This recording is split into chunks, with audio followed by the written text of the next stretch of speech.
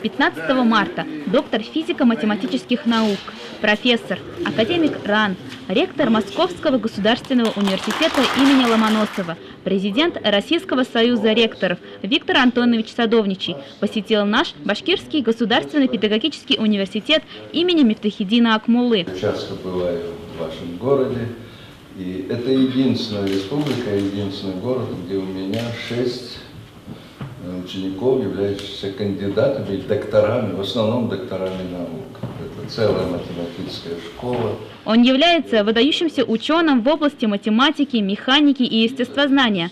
Именно благодаря Виктору Антоновичу в Республике Башкортостан создана известная во всем мире научная школа по функциональному анализу.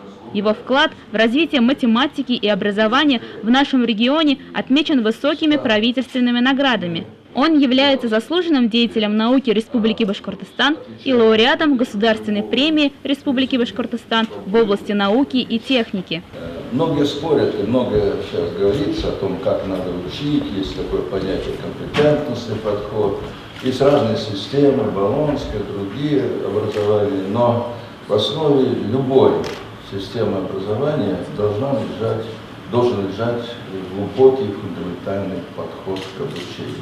Что это значит? Это значит, что надо учить не запоминать, и даже учить не рассказать, когда выучил, рассказать кому-то, сдать экзамен, например, зачет. А главная задача – научить мыслить.